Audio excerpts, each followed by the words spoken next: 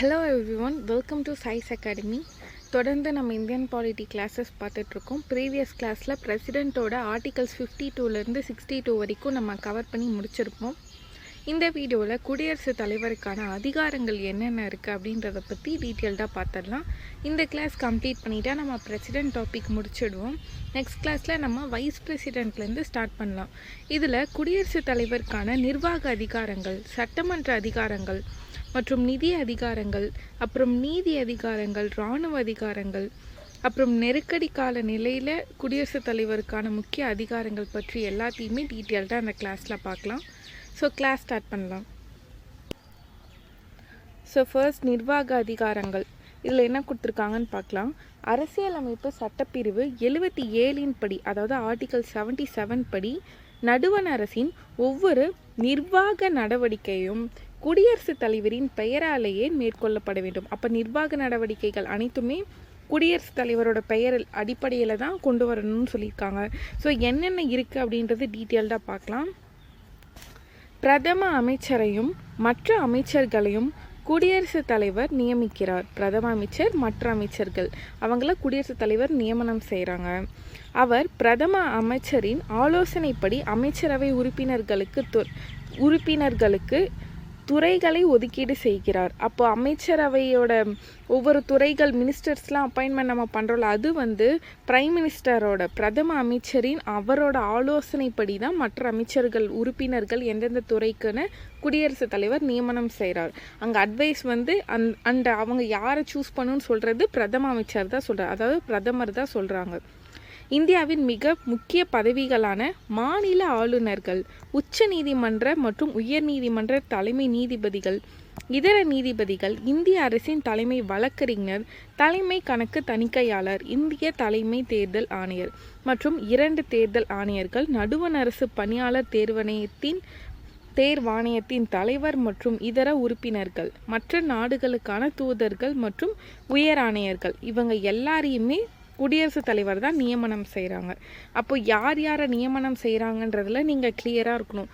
அதில் முக்கியமாக பிரதமரோட அமைச்சரவை அண்டு உச்ச நீதிமன்ற நீதிபதிகள், உயர் நீதிமன்ற நீதிபதிகள், மாநில ஆளுநர்கள், அப்புறம் மற்ற நீதிபதிகள், அப்புறம் தலைமை தனக்கு தணிக்கையாளர், வழக்கறிஞர், இந்திய அரசோட தலைமை வழக்கறிஞர், தேர்தல் ஆணையர், இதெல்லாம் ரொம்ப இம்பார்ட்டண்ட். இவங்க எல்லாரையுமே குடியரசுத் தலைவர் நியமனம் செய்கிறாங்க. இதை நீங்கள் கண்டிப்பாக கரெக்டாக மெமரைஸ் பண்ணி வச்சுக்குவாங்க. மேபி நமக்கு ஆட் ஒன் அவுட்லேயோ இல்லை ஏதாவது ஸ்டேட்மெண்ட் கொடுத்துட்டு அதில் மிஸ் ஆகுற மாதிரி ஆப்ஷன்ஸ்லலாம் இந்த நியமனத்தில் வேணால் கேட்கலாம். சரிங்களா? அடுத்து இதுலேயே நீங்கள் இன்னொன்று என்ன தெரிஞ்சுக்க வேணும் அப்படின்னா, நம்மளோட பிரசிடெண்ட், அதாவது நம்மளோட குடியரசுத் தலைவர் முப்படை தலைமை தளபதி அப்படின்னு கூட நம்ம சொல்லுவோம். அதாவது நம்ம ஆர்மி, ஏர்ஃபோர்ஸ், நேவி இருக்கா, இவங்க இந்த 3 செக்ஷன்ஸ்க்குமே தலைமை தளபதி இல்லை முப்படை தலைமை தளபதின்னு நம்ம பிரசிடெண்ட்டை தான் நியமனம் வச்சுருக்கோம். சரிங்களா? அவர் தான் அதுக்கு பொறுப்பாக இருக்காங்க. அதுவும் இல்லாமல் அவங்கள நியமனம் செய்கிறது, முப்படையோட தளபதிகளை நியமனம் செய்கிறதுமே, அந்த ஹெட் இருக்காங்களா அவங்கள நியமனம் செய்கிறதும் நம்மளோட பிரசிடெண்ட் தான்.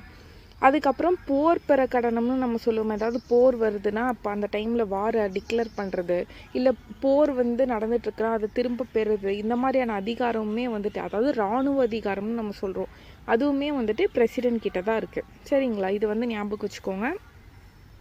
அண்ட் ஆல்சோ பிரசிடெண்ட்க்கு நம்ம நாட்டில் ஏதாவது ஒரு பகுதி இருக்குது, அது ரொம்ப பின்தங்கிய பகுதியாக இருக்குன்னா அதை பின்தங்கிய பகுதி அப்படின்னு அறிவிக்கக்கூடிய ஒரு அதிகாரமும் கூட பிரசிடெண்ட்க்கு இருக்குன்றதையும் சொல்லியிருக்காங்க. இந்த அதிகாரம் எல்லாத்தையுமே நம்ம நிர்வாக அதிகாரம் கீழே வரும். சரிங்களா? அப்போ நிர்வாக அதிகாரம்னா ஆர்டிகல் 77 தெரியணும். அதுக்கப்புறம் பிரசிடெண்ட் யாரெல்லாம் நியமனம் செய்கிறாங்க அப்படின்றத பற்றி நீங்கள் டீட்டெயில்டாக படிச்சுக்கணும். ஸோ செகண்ட் அதிகாரம் போகலாம், சட்டமன்ற அதிகாரங்கள். அதிகாரங்கள் இந்த பேராகிராஃபில் பார்க்கறதுக்கு முன்னாடி சின்னதாக உங்களுக்கு ஒரு ஆர்டிக்கல் டீட்டெயில்ஸ் மட்டும் சொல்லிடுறேன். அதை அந்த பேராகிராஃபில் மென்ஷன் பண்ணல, அதனால நான் உங்களுக்கு இங்கே டிக்டேட் பண்ணுறேன். First article 79. ஆர்டிகல் 79ல் என்ன சொல்லியிருக்காங்கன்னா, பார்லிமெண்ட், அதாவது நாடாளுமன்றத்தோட ஒரு பகுதியே பிரசிடெண்ட், குடியரசுத் தலைவர் அப்படின்றத பத்தி மென்ஷன் பண்ணியிருக்காங்க.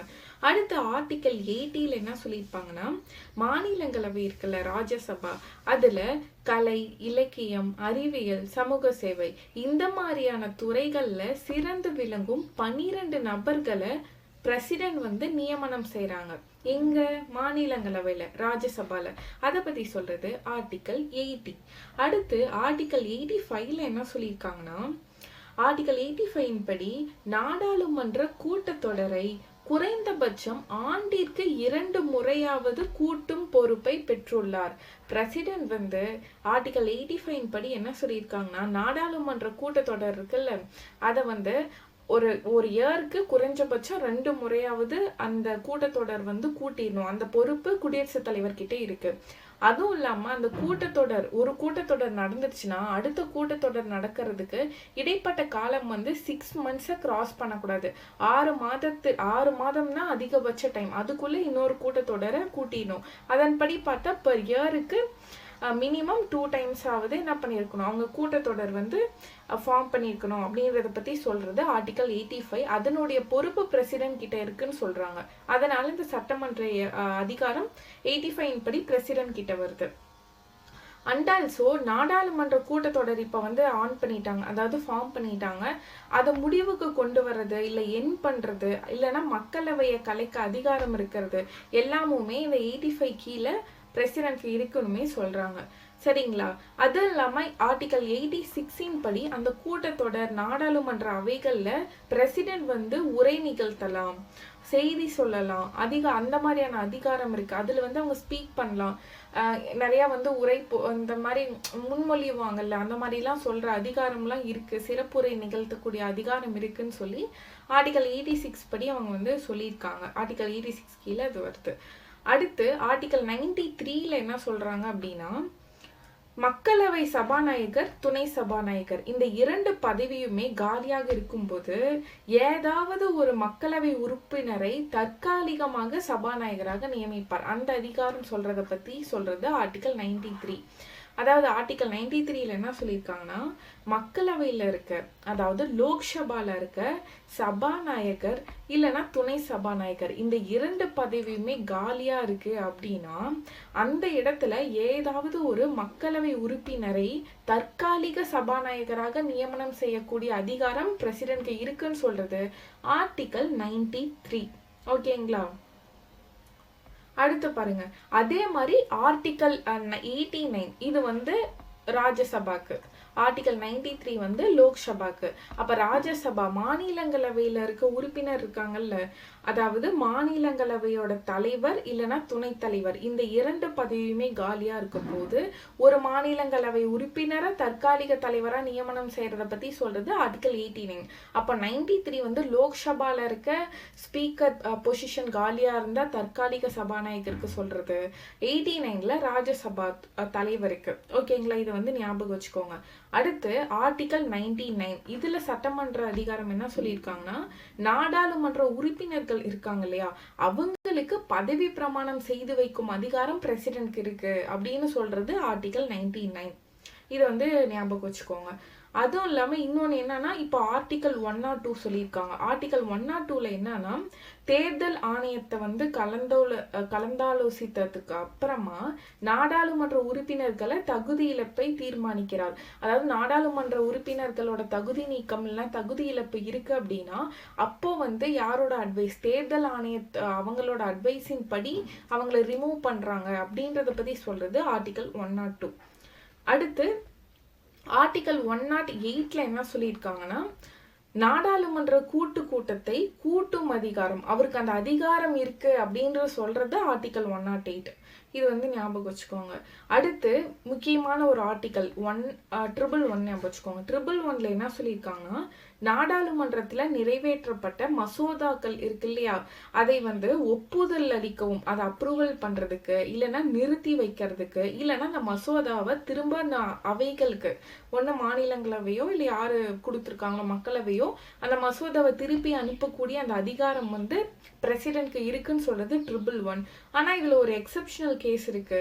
பண மசோதா இல்லைன்னா அரசியலமைப்பு சட்ட திருத்த மசோதா. இந்த 2 மசோதாவை மட்டும் பிரசிடென்ட்டால திருப்பி அனுப்ப முடியாது. இதை பத்தி சொல்றதுதான் triple one. And final article என்னன்னா ஆர்டிகல் 123. ஆர்டிகல் 123ல என்ன சொல்லியிருக்காங்கன்னா, நாடாளுமன்ற கூட்டம் வந்து நடைபெறல, ஓகேங்களா, அப்போ ஆனா நம்ம ஒரு சட்டம் இயற்றணும். அப்போ வந்து பிரசிடென்ட் வந்து ஒரு அவசர சட்டம் வந்து கொடுக்குறாங்க. இப்போ COVID-19 அன்னைக்கெல்லாம் ஒரு ஆர்டினன்ஸ் போட்டு தான் வந்துட்டு அப்போ சட்டம் கொண்டு வந்தாங்க. ஏன்னா அது அவசர சட்டம். அந்த டைம்ல நாடாளுமன்ற கூட்டத்தொடரை கூட்ட முடியாது. அந்த மாதிரி நாடாளுமன்ற கூட்டம் வந்து நடைபெறாத போது அவசர சட்டம் பிறப்பிக்கும் அதிகாரம் பிரசிடென்ட்க்கு இருக்கு அப்படின்னு சொல்றது 123. அதுவும் இல்லாம அந்த அவசர சட்டம் வந்து நாடாளுமன்றம் வந்து கூடிய 6 வாரங்களுக்குள் நாடாளுமன்றம் வந்து ஒப்புதல் பெற வேண்டும். அவங்க வந்து நாடாளுமன்றத்துல அந்த ஆர்டினன்ஸ் பவர், அந்த அவசர சட்டத்துக்கு வந்து ஒப்புதல் அளிக்கணும், ஓகேங்களா, ஒப்புதல் வாங்கணும்.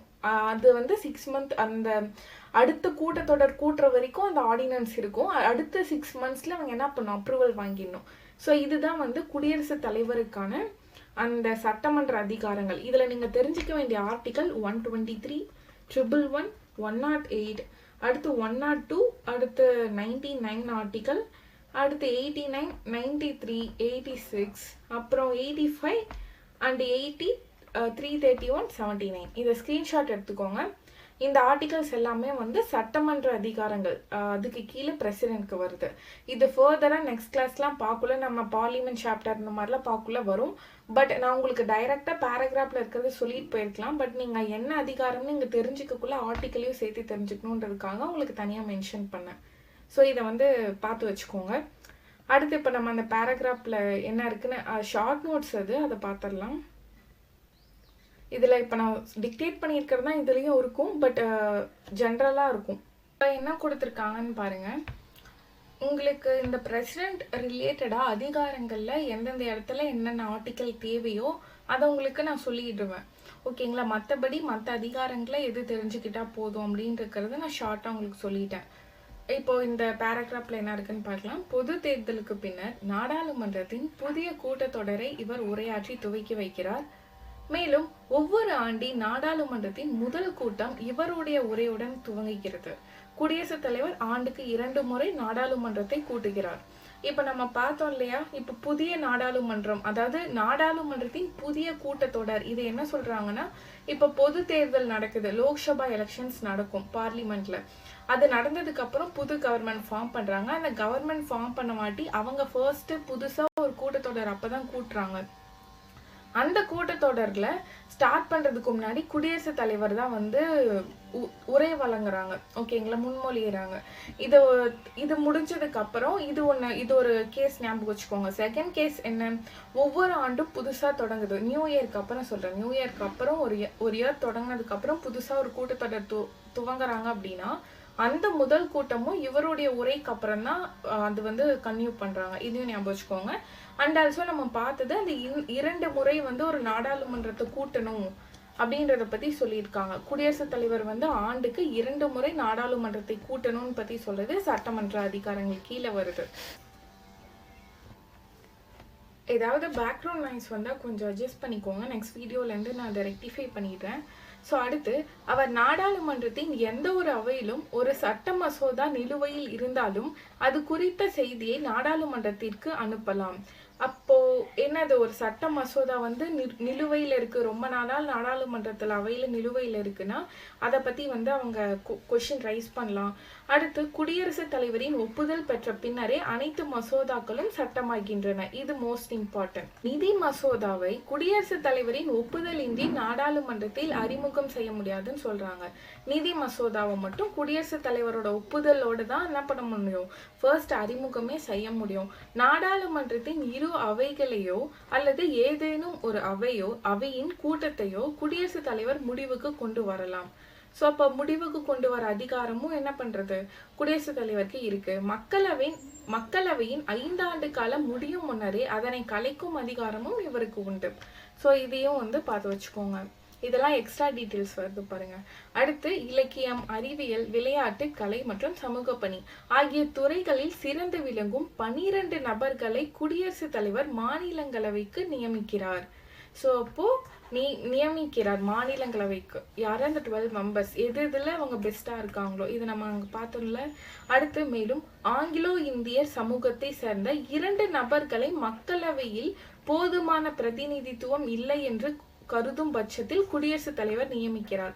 ஆக்சுவலி இது நம்ம லோக்சபால ஒரு 2 பர்சன் ஆங்கிலோ இந்தியன் பர்சனை நியமனம் செய்யறாங்க குடியரசுத் தலைவர்னு பத்தி சொல்லியிருக்காங்க. பட் இது இப்போ நடைமுறையில இல்லை, இது ரிமூவ் பண்ணிட்டாங்க. நிதி அதிகாரங்களையும் நீங்க ஒரு சில ஆர்டிகல்ஸ் தெரிஞ்சுக்கணும். அதன்படி பார்த்தா ஃபர்ஸ்ட் ஆர்டிகல் 110. ஆர்டிகல் 110ல என்ன சொல்லியிருப்பாங்கன்னா, பண மசோதா இவரது ஒப்புதல் பெற்ற பின்னரே நாடாளுமன்றத்தில் அதுவும் மக்களவையில் அறிமுகப்படுத்த முடியும்னு சொல்லியிருக்காங்க. குடியரசுத் தலைவரோட அப்ரூவல் வேணும். அப்படி அப்ரூவல் இருந்தாதான் மக்களவையில அவங்க கொண்டு போய் அதை ஃபர்ஸ்ட் இன்ட்ரோடியூஸே பண்ண முடியும். இதை மேல சட்டமன்ற அதிகாரம்லயே பார்த்திருப்போம். அடுத்த ஆர்டிகல் 113. ஆர்டிகல் 113ல என்ன சொல்லியிருப்பாங்கன்னா, மானிய கோரிக்கைகள் மீது இவரது ஒப்புதல் பெற்ற பின்னரே மக்களவை விவாதம் மற்றும் வாக்கெடுப்பு நடத்த முடியும்.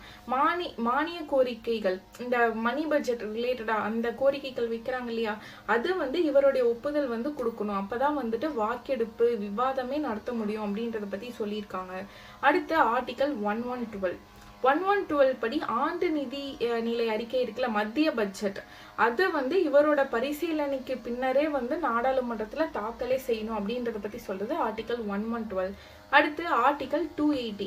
ஆர்டிகல் 280ல என்ன சொல்லியிருப்பாங்கன்னா, மத்திய மாநில அரசுகளுக்கிடையே நிதி பகிர்வு இருக்குல்ல, அதை பகிர்ந்தளிக்க 5 ஆண்டிற்கு ஒரு முறை நிதிக்குழுவை அமைத்து அதன் தலைவர் மற்றும் உறுப்பினர்களை நியமனம் பத்தி சொல்றது ஆர்டிகல் 280. அதாவது நிதி ஆயோக் பத்தி இங்க ரிலேட்டடா வருது. அடுத்து ஆர்டிகல் 267 சப் கிளாஸ் 1. இதுல என்ன சொல்லியிருக்காங்கன்னா, இப்போ எதிர்பாராத செலவு, நிதி செலவு இந்த மாதிரி ஏதாவது வரும்னா அதை நிர்வகிக்கிற பொறுப்பும் பிரசிடென்ட் கிட்ட தான் இருக்கு.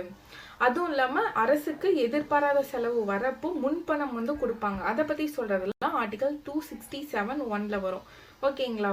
அடுத்து இதை பத்தி தெரிஞ்சுக்கிறதா நிதி அதிகாரங்கள். இதுல நீங்க பாத்துக்க வேண்டிய ஆர்டிகல் 110, 113, 112, அடுத்து 280, 267ல சப் கிளாஸ் 1. இதெல்லாம் நிதி அதிகாரங்களுக்கு கீழே வருது. இந்த பேராகிராஃப் பாருங்க, இதுல என்ன கொடுத்துருக்காங்கன்னு பார்க்கலாம். இப்போ நம்ம பார்த்துதான் இருக்கோம். நடுவண் அரசின் ஆண்டு வரவு செலவு திட்டத்தினை குடியரசுத் தலைவரின் அனுமதி பெற்ற பின்னரே நடுவண் நிதி அமைச்சர் மக்களவையில் சமர்ப்பிக்கிறார்.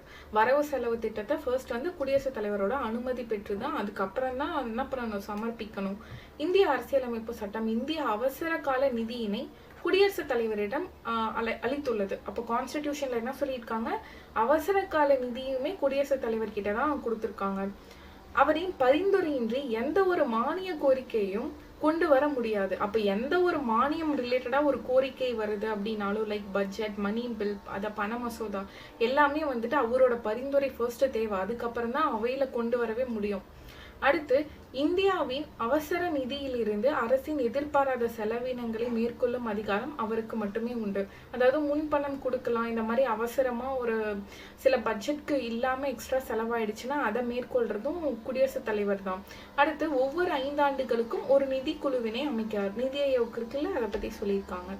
ஸோ அடுத்து பாருங்க நீதி அதிகாரங்கள். ஒரு 2 ஆர்டிகல் தெரிஞ்சுக்கோங்க. 72 இங்கே கொடுத்துட்டேன். அதுவும் இல்லாம 124, 217 இந்த 2 ஆர்டிகல்.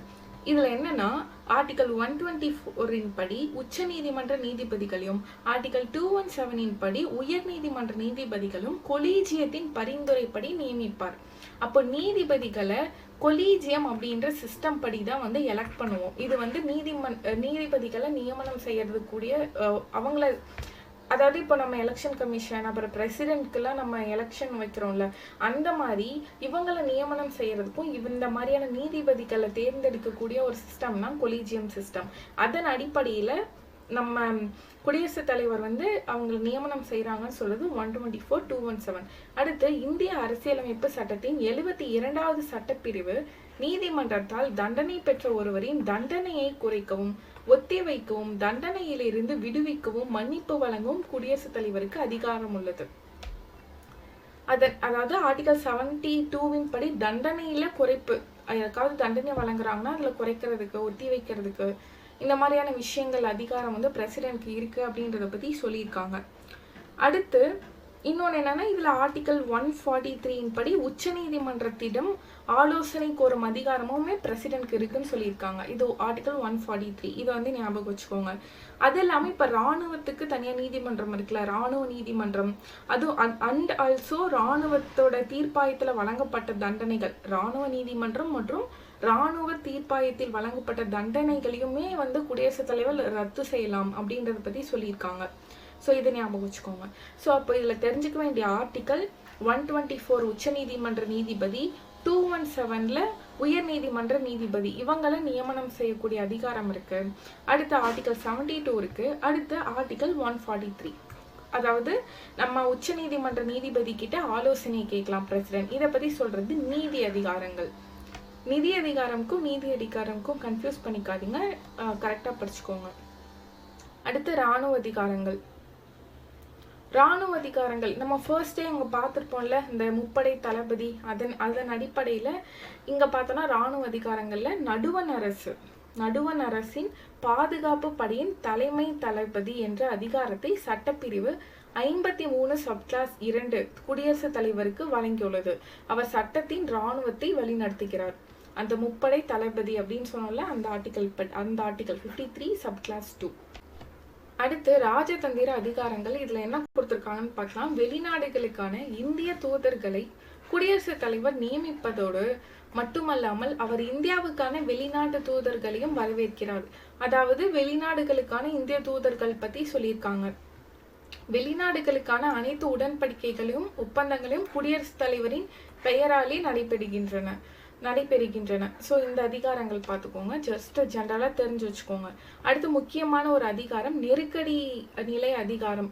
இதை பற்றி நம்ம டீட்டெயில்டாக எமர்ஜென்சி ப்ரொவிஷன்ஸ் படிக்கக்குள்ள பார்ப்போம். பட் இங்கே நீங்கள் தெரிஞ்சுக்க வேண்டிய ஆர்டிகல் பார்த்துக்கோங்க. நெருக்கடி நிலையை அறிவிக்கும் அதிகாரம் ஆர்டிகல் 352 352வது சட்டப்பிரிவிலும், மாநில அரசை கலைக்கும் அதிகாரம் 356வது சட்டப்பிரிவிலும், நிதி நெருக்கடி அறிவிக்கும் அதிகாரம் 360 360வது சட்டப்பிரிவிலும் உள்ளது. அதாவது நெருக்கடி நிலையில நெருக்கடி நிலை காலங்களை நம்ம இந்தியாவுக்கு அறிவிக்கக்கூடிய அந்த ஆர்டிகல் 352, அடுத்து 356, அடுத்து 360. இதை வந்து ஞாபகம் வச்சுக்கோங்க. 356 வந்து பிரசிடென்ட் ரூல், இது ஃபினான்ஷியல் எமர்ஜென்சி. 352 வந்து நேஷனல் எமர்ஜென்சி. இப்போ நம்ம இந்த நேஷனல் எமர்ஜென்சி இருக்கு இல்லையா, தேசிய நெருக்கடி, இதில் போர், அயல்நாட்டு ஆக்கிரமிப்பு, ஆயுத கிளர்ச்சி எல்லாமே வந்துட்டு இந்த 352 கீழே வரும். பிரசிடென்ட் ரூல் 356 பொறுத்த வரைக்கும் மாநிலத்தில் வந்து ஆட்சி வந்து வீழ்ந்துருச்சு, இல்லை கான்ஸ்டிடியூஷனுக்கு எதிராக வந்து அங்கே ஆட்சி நடக்குது அப்படிலாம் இருந்தால் ஆர்டிகல் 356 அடிப்படையில் அது என்ன பண்ணிடுவாங்க, பிரசிடென்ட் ரூல் இம்போஸ் பண்ணிடுவாங்க. 360 ஃபினான்ஷியல் எமர்ஜென்சி, இது வரைக்கும் வந்து இந்தியாவில் வந்தது கிடையாது. ஸோ இதை மட்டும் பார்த்து. அப்போ இந்த நெருக்கடி நிலையை அறிவிக்கும் அதிகாரம் பற்றி மட்டும் பார்த்தீங்கன்னா இந்த 3 ஆர்டிக்கல் 352, 356, 360 இந்த 3 ஆர்டிக்கல் மட்டும் ஞாபகம் வச்சுக்கோங்க. இதை பற்றி டீட்டெயில்டாக எமர்ஜென்சி ப்ரொவிஷன்ஸ் பார்க்கலாம். அடுத்து இதில் ஒரு சின்ன டேட்டா. கேரளா மற்றும் பஞ்சாப் மாநிலங்களில் அதிகபட்சமாக 9 முறை குடியரசுத் தலைவர் ஆட்சி, அந்த ஆர்டிகல் 356 வந்து இம்போஸ் பண்ணியிருக்காங்க. அடுத்து குடியரசுத் தலைவர் நீக்கம். இதை நம்ம ப்ரீவியஸ் கிளாஸ்லேயே பார்த்தாச்சு, அதனால் ஸ்கிப் பண்ணிடலாம். ஸோ இந்த கிளாஸ் பொறுத்த வரைக்கும் குடியரசுத் தலைவருக்கான அதிகாரங்கள் பற்றி நம்ம முழுமையாக பார்த்துட்டோம். இதில் நீங்கள் ஸ்பெசிஃபிக்காக எந்த அதிகாரங்கள் குடியரசுத் தலைவருக்கு என்ன ரோல் இருக்குது, அந்த ரோலில் ஆர்டிக்கல் மென்ஷன் பண்ணியிருக்குன்னா அந்த மென்ஷன் பண்ண ஆர்டிக்கலோட அந்த கண்டென்ட்டை வந்து ஞாபகம் வச்சுக்கோங்க. அது மட்டுமே போதும். இதை தாண்டி நீங்கள் வேறு எதுவுமே பார்க்க வேணாம். இந்த கிளாஸ் பொறுத்த வரைக்கும் உங்களுக்கு school book plus out source ரெண்டுமே கம்பைல் பண்ணி தான் கொடுத்துருக்கேன். அவுட் சோர்ஸ்லலாம் உங்களுக்கு வந்துட்டு எக்ஸ்ட்ரா டீட்டெயில் இருக்குன்றதை நான் உங்களுக்கு மென்ஷன் பண்ணி டிக்டேட் பண்ணியிருக்கேன்ல, அதெல்லாம் மட்டும் பார்த்து வச்சுக்கோங்க போதும். இதுவே வந்துட்டு முடிஞ்சது. நம்ம பிரசிடென்ட் டாபிக் கம்ப்ளீட் பண்ணிட்டோம்.